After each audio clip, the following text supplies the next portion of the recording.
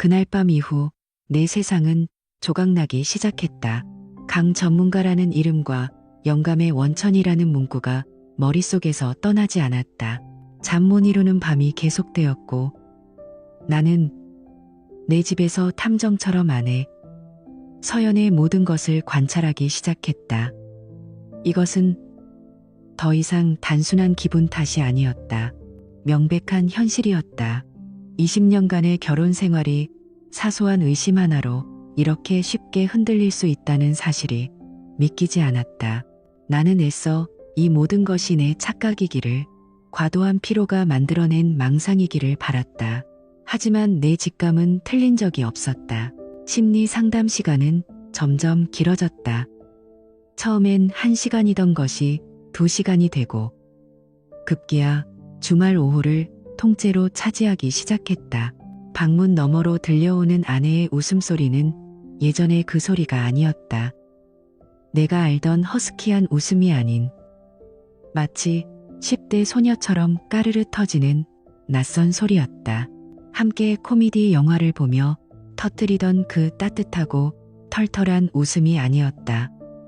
누군가에게 잘 보이기 위한 어딘가 부자연스럽고 계산된 듯한 소리. 그 소리를 들을 때마다 등골이 서늘해졌다. 변화는 거기서 그치지 않았다. 아내의 옷장이 바뀌기 시작했다.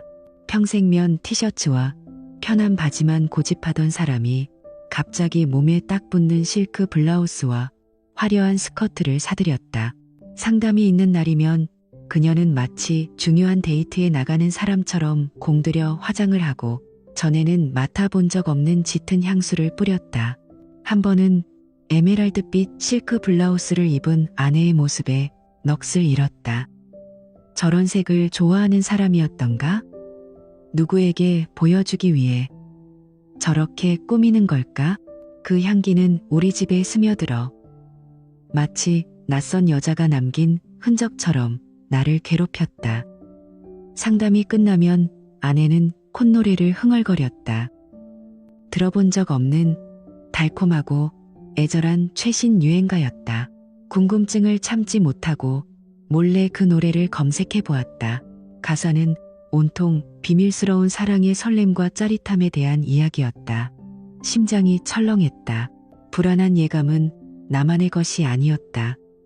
어느 날 저녁 숙제를 하던 딸 하윤이가 조심스럽게 내게 다가왔다. 아이의 눈에는 나와 같은 불안감이 어려 있었다. 아빠, 엄마 요즘 좀 이상해요. 심장이 쿵 내려앉았다. 뭐가 이상한데, 우리 딸. 아이는 잠시 망설이더니 작은 목소리로 속삭였다. 그냥 꼭 누구랑 연애하는 사람 같아요. 맨날 휴대폰 보고 웃고 아빠 볼 때랑은 표정이 달라요. 아이의 순수한 직감은 내 희미했던 의심을 고통스러운 확신으로 바꿔놓았다. 더는 외면할 수 없었다. 나는 그날 밤 아내와 마주 앉았다. 따뜻한 차를 건네며 최대한 부드럽게 말을 꺼냈다. 서연아, 당신 요즘 정말 행복해 보여. 그 상담, 효과가 좋은가 봐. 아내는 내 눈을 피하며 찻잔만 내려다봤다. 그럼 이건 온전한 치유의 과정일 뿐이야. 전문가들은 자신만의 공간을 존중하는 게 중요하다고 했어. 자신만의 공간, 치유의 과정. 그녀가 내뱉는 심리학 용어들은 우리 사이에 투명하지만 단단한 벽을 쌓아 올렸다. 그녀는 경계를 쌓는 게 아니라 성벽을 세우고 있었다. 그리고 나는 그 성벽 밖에 버려진 사람이었다. 더 이상 대화는 불가능했다. 그녀는 전문가의 권위 뒤에 숨어 나를 완벽하게 고립시켰다. 대체 어떤 상담사가 20년을 함께한 남편을 밀어내라고 가르친단 말인가? 며칠 후 나는 서류를 정리할 가위를 찾고 있었다. 온 집안을 뒤지다 마지막으로 아내의 화장대 서랍을 열었다. 온갖 화장품 샘플과 실핀들 사이로 손끝에 차갑고 묵직한 것이 닿았다. 벨벳으로 앙감을 댄 작은 상자, 심장이 멋대로 뛰기 시작했다. 상자를 열자 그 안에는 검은색의 매끈한 만년필 한 자루가 들어있었다. 정교한 은색 장식이 밝힌 한눈에 봐도 고가의 물건이었다. 나는 아내가 평생 볼펜만 써왔다는 것을 알고 있었다. 우리의 빠듯한 살림에 이런 사치품을 살 여유가 없다는 것도 이건 아내의 물건이 아니었다. 절대로. 만년필을 든 손이 가늘게 떨렸다. 차가운 금속의 감촉이 내 심장까지 파고드는 듯했다. 빛에 비쳐 클립 부분을 자세히 살펴보았다. 그곳에는 작게 알파벳 K가 새겨져 있었다. 강 전문가, 강태민. 모든 조각이 맞춰지는 순간이었다. 이것은 단순한 의심을 넘어선 첫 번째 구체적인 증거였다. 낯선 멜로디, 낯선 향기, 그리고 이제는 낯선 물건까지. 내 아내의 세계에, 우리 가족의 공간에 정체 모를 누군가가 남긴 흔적들이었다. 나는 이 미스터리를 혼자 풀 수 없다는 것을 직감했다. 이 거짓의 안개를 걷어내고 그 뒤에 숨어있는 진실을 마주하기 위해서는 이 보이지 않는 적과 싸워줄 동맹이 필요했다. 나는 떨리는 손으로 휴대폰을 들었다. 단 한 사람만이 떠올랐다. 대학 시절부터 모든 비밀을 공유했던, 지금은 최고의 사이버 보안 전문가가 된 내 친구 현우. 수화기 너머로 들려오는 현우의 밝은 목소리에 나는 간신히 입을 뗐다. 현우야, 나 지훈인데 지금 만나야겠어. 아주 급한 일이야. 내 목소리가 얼마나 처참하게 들렸는지. 현우는 아무것도 묻지 않고 약속 장소를 정했다. 우리는 시내의 후미진 골목에 있는 낡고 어두운 바에서 만났다. 비밀 이야기를 나누기에 완벽한 장소였다. 먼저 도착한 나는 위스키를 연거푸 들이켰지만 술기운은 전혀 오르지 않았다. 잠시 후 도착한 현우는 내 얼굴을 보자마자 표정이 굳었다. 형, 무슨 일이야? 얼굴이 왜 이래? 나는 아무 말 없이 품에서 벨벳 상자를 꺼내 테이블 위에 밀었다. 현우가 조심스럽게 상자를 열었다. 어두운 조명 아래 만년필이 음흉한 빛을 발했다. 이게 뭐야? 그 한마디에 내 감정의 둑이 무너져 내렸다. 나는 지난 몇 주간 겪었던 모든 일을 털어놓기 시작했다. 아내의 낯선 웃음소리, 새로 산 옷과 진한 향수, 나를 밀어내는 심리학 용어들, 그리고 결정적으로 엄마가 연애하는 것 같다 던 딸 하윤이의 말까지. 수치심과 분노, 배신감에 목이 메어 몇 번이나 말을 멈춰야 했다.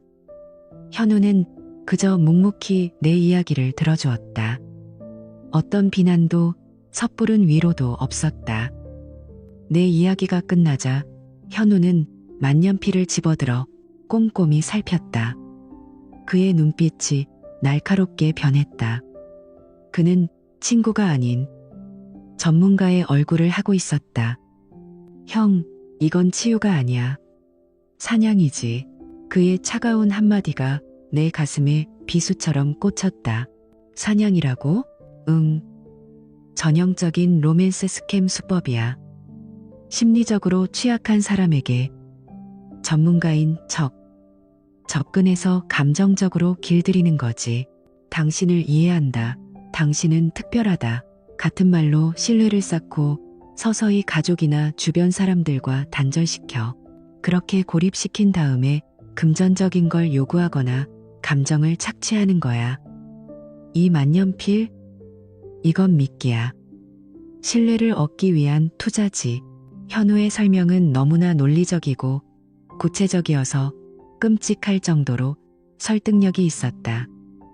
어설픈 위로보다 냉정한 분석이 오히려 나를 정신 차리게 했다. 그럼 어떻게 해야 하지? 현우는 잠시 고민하더니 결심한 듯 입을 열었다. 진실을 알 수 있는 유일한 방법은 그녀의 디지털 세상에 들어가 보는 거야. 형수님, 노트북이 필요해. 노트북. 그 단어를 듣는 순간 나는 심장이 멎는 듯했다. 그것은 아내의 사적인 공간이자 마지막 신뢰의 보루였다. 20년간의 결혼 생활 동안 한 번도 넘어본 적 없는 선이었다. 그건 너무 비겁하잖아. 내가 어떻게 아내의 노트북을. 비겁한 건 진실을 외면하는 거야, 형. 이미 형수님은 형을 속이고 있어. 형은 지금 아내를 의심하는 게 아니라 너와 하윤이를, 이 가정을 지키려는 거라고. 알아? 현우의 말이 맞았다.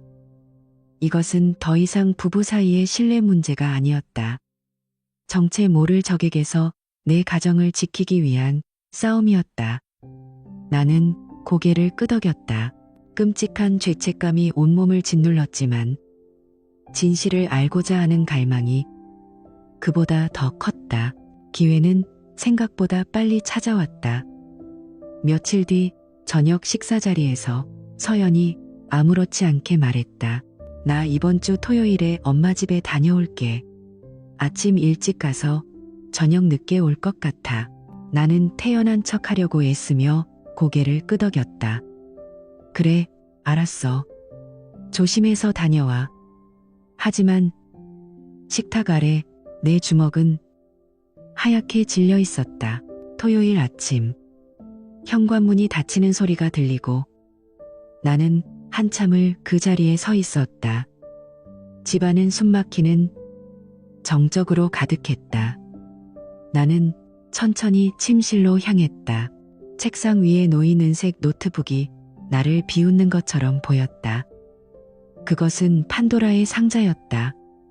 한 번 열면 우리 가족의 모든 것이 송두리째 무너져 내릴지도 모른다.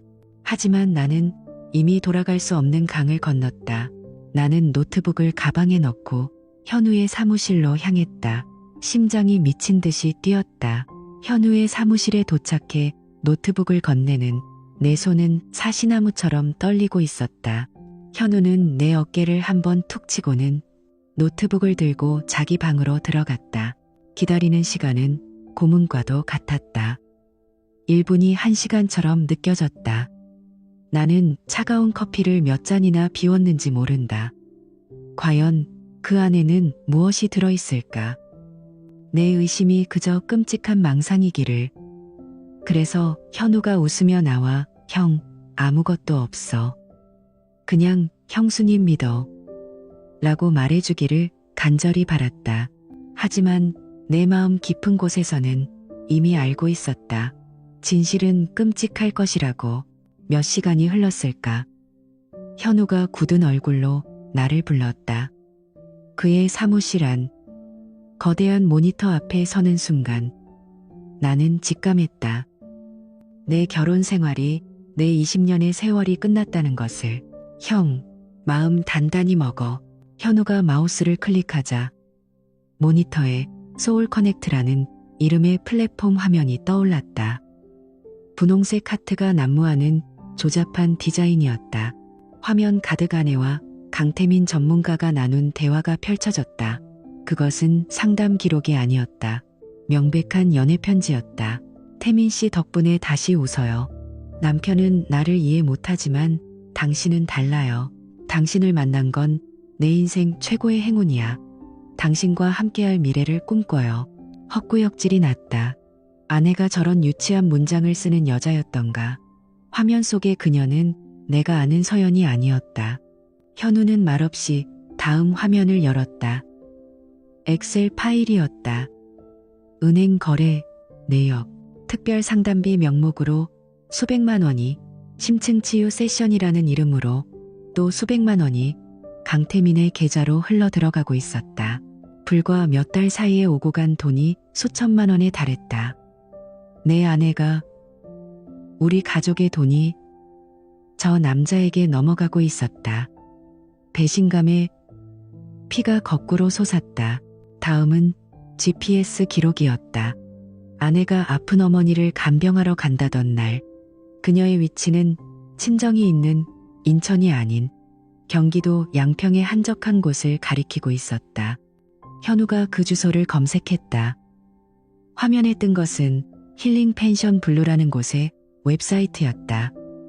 커플들을 위한 로맨틱한 독채 펜션, 월풀 욕조와 와인잔, 야외 바비큐 시설, 명백한 연인들의 공간이었다.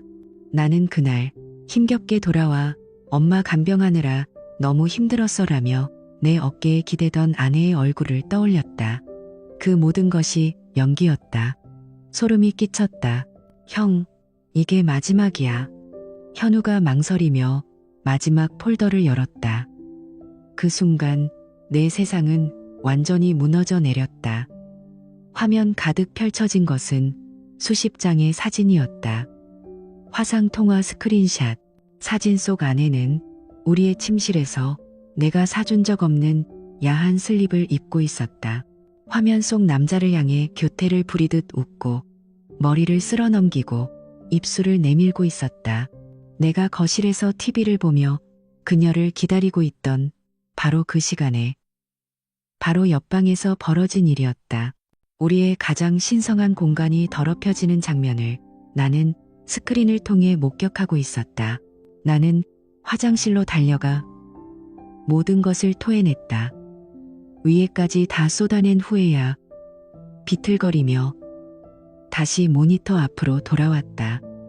그런데 현우가 더 충격적인 것을 가리켰다. 형, 이것 좀 봐.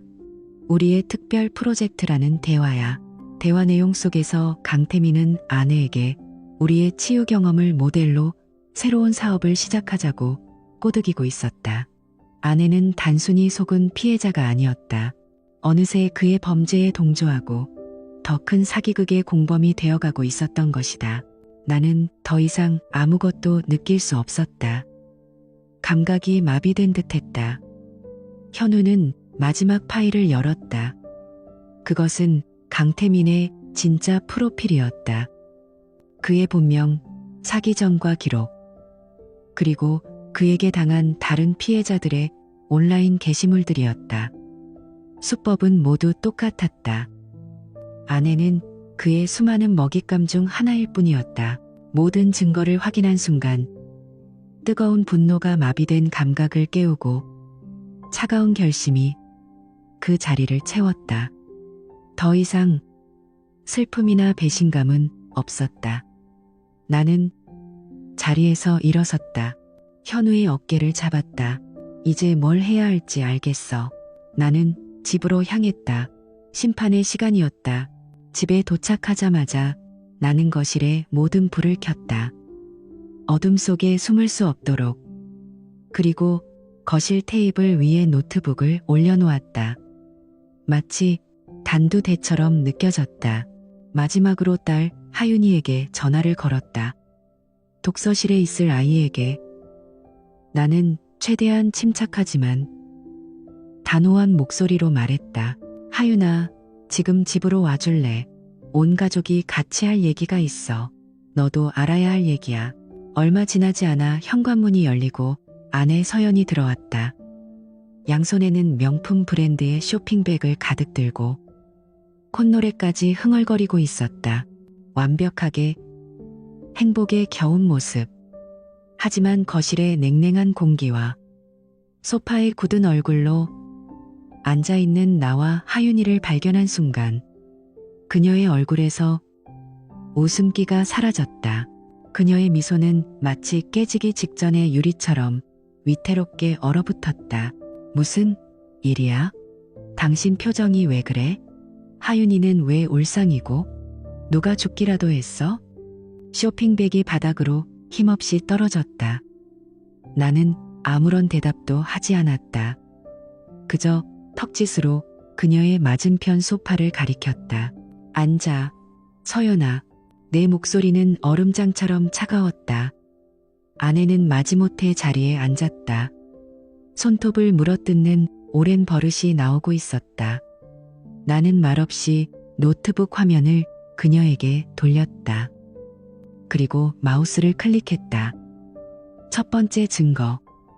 소울 커넥트의 대화창이 화면을 가득 메웠다. 온갖 사랑의 이모티콘과 함께 이 이걸 어떻게? 아내의 얼굴이 하얗게 질려갔다. 그녀는 노트북을 닫으려는 듯 다급하게 손을 뻗었지만 내가 그 손을 막았다. 그녀는 변명을 하려 입을 달싹였지만 나는 기회를 주지 않았다. 다음 증거. 강태민에게 흘러 들어간 수천만 원의 은행 거래 내역. 이건 뭐야? 특별 상담, 심층 치유, 하윤이 대학 등록금, 우리 노후 자금이 저 남자의 주머니로 들어갔어. 이게 우리 돈으로 저 남자한테 갖다 바친 대가야? 내 목소리는 조용했지만 그 안에 담긴 분노는 집안의 공기를 찢을 듯했다. 아내는 고개를 숙인 채 아무 말도 하지 못했다. 나는 다음 증거를 띄웠다. 양평의 커플 펜션을 가리키는 GPS 기록. 어머님 댁이 언제부터 양평에 있었지? 참 로맨틱한 곳이더군. 웹사이트도 구경했어. 어머니 간병하느라 피곤했겠어. 나의 비아냥의 아내는 어깨를 떨었다. 그 순간 침묵을 지키던 하윤이가 터져나왔다. 아이의 울음소리가 거실을 갈랐다. 엄마, 어떻게 이럴 수 있어? 진짜야? 아빠 말이 다 진짜냐고. 그래서 그날 내 전화 안 받았구나. 할머니 간호한다면서. 딸의 절규의 서연은 드디어 무너진 듯한 목소리로 변명하기 시작했다. 그녀의 목소리는 이제 분노에 차 있었다. 그래, 다 내 잘못이야. 당신이 날 외롭게 했잖아. 항상 바쁘기만 하고.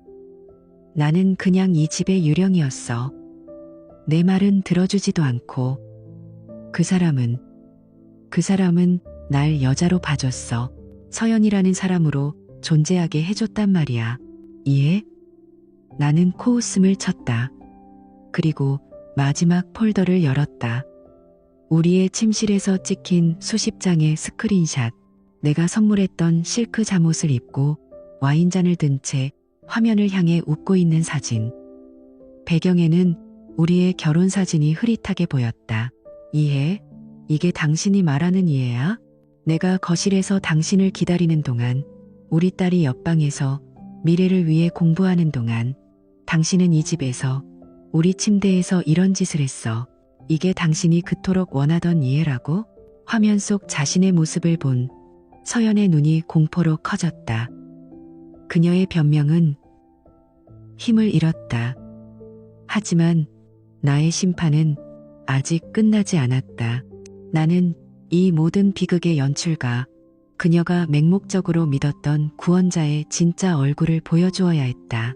그리고 당신이 그토록 사랑한다던 그 남자. 당신의 유일한 구원자. 누군지 알아? 나는 현우가 정리해준 강태민의 프로필을 열었다. 그의 본명, 사기 전과 기록, 그리고 그에게 당한 다른 피해, 여성들의 절규 섞인 후기들이 화면을 가득 채웠다. 나는 그중 한 여성의 글을 소리내어 읽기 시작했다.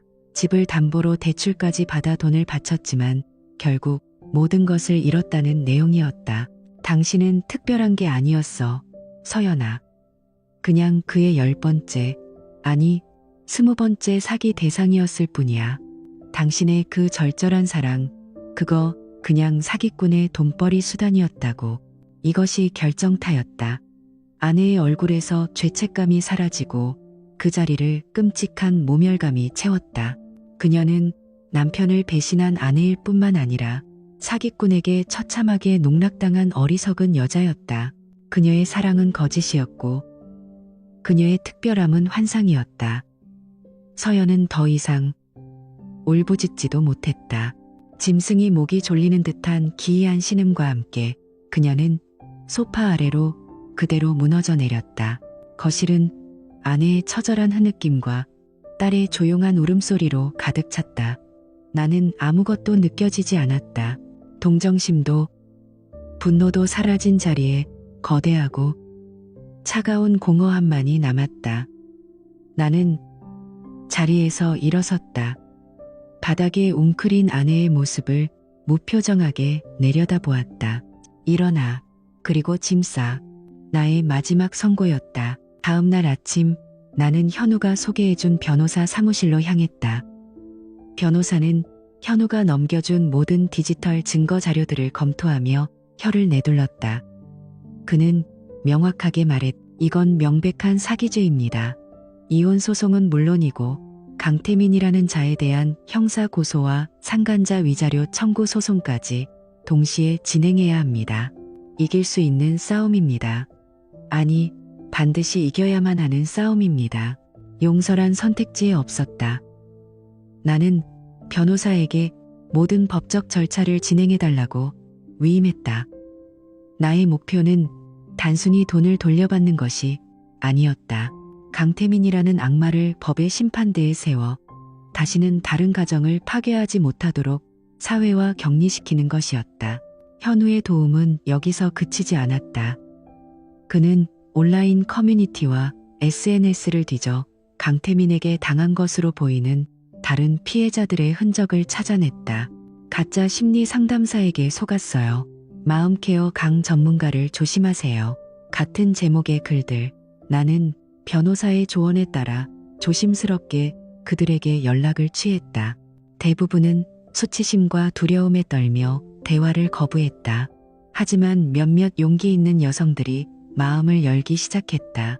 남편인 내가 직접 나서자 그들은 조금씩 경계를 풀었다. 남편에게 조차 말하지 못했던 상처를 공유하며 우리는 예기치 못한 피해자 연대를 형성하게 되었다. 우리를 포함해 총 7가족이 모였다. 각자의 이야기는 달랐지만 강태민의 수법은 소름 끼치도록 똑같았다. 우리는 각자의 증거를 모아 집단으로 그를 고소하기로 결정했다. 혼자서는 약했지만 함께 모이니 우리는 거대한 힘이 되었다. 몇 달 후 강태민에 대한 형사 재판이 열렸다. 법정에 나타난 강태민은 잘 차려입은 말쑥한 모습으로 시종일관 억울하다는 듯한 표정을 지었다. 그의 변호사는 모든 관계가 상호 합의하에 이루어진 것이며 금전적인 부분은 감사의 표시로 받은 선물일 뿐이라고 주장했다. 그는 피고인석에 앉아 여유로운 미소까지 지어 보였다. 하지만 그의 미소는 오래가지 못했다. 검사가 현우가 복구한 디지털 증거들을 하나씩 스크린에 띄우자 법정의 공기가 바뀌기 시작했다. 그의 사기 행각을 입증하는 채팅 기록, 돈의 흐름을 보여주는 은행 거래 내역, 그리고 그의 위선을 증명하는 수많은 가짜 프로필들. 결정적인 순간은 피해자들이 증인석에 섰을 때였다. 한 명, 한 명 용기를 내어 증언대에 선 여성들은 떨리는 목소리로 강태민이 어떻게 자신들의 외로움과 불안을 파고들어 감정을 조종하고 돈을 갈취하고 가정을 파괴했는지 증언했다. 그들의 눈물은 단순한 슬픔이 아닌 인간의 존엄성이 짓밟힌 자의 피 맺힌 절규였다. 결국 재판부는 강태민에게 사기 및 무자격 의료 행위 등의 혐의로 징역 5년을 선고했다. 판사는 판결문에서 그를 상처 입은 영혼을 사냥하는 포식자라 칭하며 심리 상담이라는 신뢰를 악용하여 여러 가정을 파괴한 죄질이 매우 나쁘다고 준엄하게 꾸짖었다. 법정에서 그에게 수갑이 채워지는 순간 나는 기쁨 대신 지독한 허탈감을 느꼈다. 하지만 이것은 시작에 불과했다. 서연과의 이혼 재판은 비교적 간단하게 끝났다. 그녀는 모든 것을 포기한 듯 보였다. 재판 과정에서 서연은 뒤늦게 후회하며 용서를 구했지만 이미 엎질러진 물이었다. 법원은 명백한 증거들을 토대로 그녀의 유책 사유를 인정했고 딸 하윤이에 대한 양육권은 당연히 내게 주어졌다. 재산 분할 역시 내 기여도를 훨씬 높게 인정하여 7대3으로 판결이 났다. 모든 법정 싸움이 끝난 후 나는 하윤이와 함께 텅 빈 법정을 걸어 나왔다. 길고 길었던 전쟁이 끝났다. 정의는 실현되었지만 내 마음에는 승리의 기쁨 대신 폐허만이 남은 듯했다.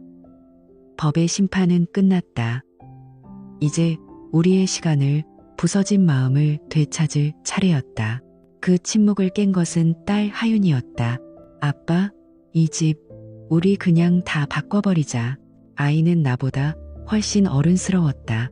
우리는 함께 집을 부수고 새로 짓기 시작했다. 낡은 벽지를 뜯어내는 것은 마치 거짓의 겹을 한꺼풀씩 벗겨내는 의식과도 같았다. 페인트 롤러를 밀 때마다 더러운 기억 위로 새로운 희망이 덧칠해졌다. 우리는 함께 가구를 고르고 조명을 달고 웃음소리로 텅 빈 공간을 채워나갔다. 특히 배신의 무대였던 침실은 하윤이의 공부방으로, 그리고 나의 작은 서재로 완전히 새롭게 태어났다. 우리는 함께 땀 흘리며 서로의 상처를 보듬고 잃어버렸던 부녀의 관계를 다시 쌓아 올렸다. 어느 날 밤 새로 꾸민 서재에 앉아있던 나는 문득 글을 쓰고 싶다는 충동을 느꼈다. 복수를 위해서가 아니었다. 나와 같은 고통을 다른 누군가가 겪게 해서는 안 된다는 절박함 때문이었다. 나는 가짜 심리 상담의 진실이라는 제목으로 익명의 블로그를 시작했다. 내가 놓쳤던 작은 신호들, 그들이 사용하는 교묘한 감정 조종 기술, 그리고 신뢰를 악용하는 사기 수법의 모든 과정을 상세하게 기록했다. 반응은 폭발적이었다. 수많은 사람들이 응원의 댓글을 남겼고 비슷한 경험을 했지만 두려워서 말하지 못했던 피해자들이 비밀 댓글로 조언을 구해왔다. 내 아픔이 다른 이들에게는 등대가 될 수 있다는 사실을 깨달았다.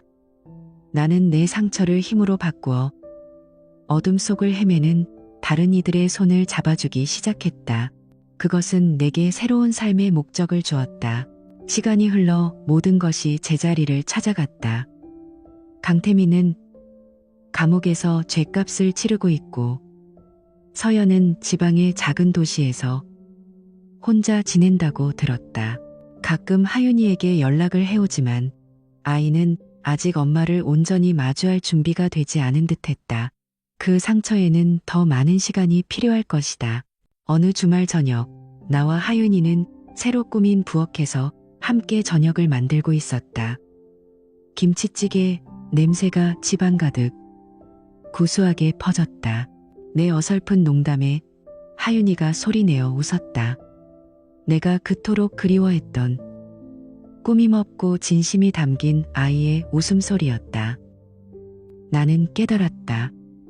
진정한 치유는 외부의 전문가가 주는 달콤한 위로에서 오는 것이 아니었다. 무너진 현실을 직시하고 사랑하는 사람과 함께 폐허 위에서부터 진실의 벽돌을 한 장 한 장 다시 쌓아 올리는 과정, 그 자체에 있었다. 제 이야기가 여러분께 작은 울림이라도 주었으면 좋겠습니다. 때로는 가장 달콤한 위로의 말이 가장 위험한 칼날이 될 수도 있다는 것을, 그리고 진정한 행복은 결국 우리 자신과 사랑하는 사람들과의 진실된 관계 속에서만 찾을 수 있다는 것을요. 제 이야기에 공감하셨다면 다른 분들도 이 함정에 빠지지 않도록 좋아요와 공유로 힘을 보태주세요. 여러분의 관심이 저와 같은 또 다른 피해자를 막는 큰 힘이 됩니다.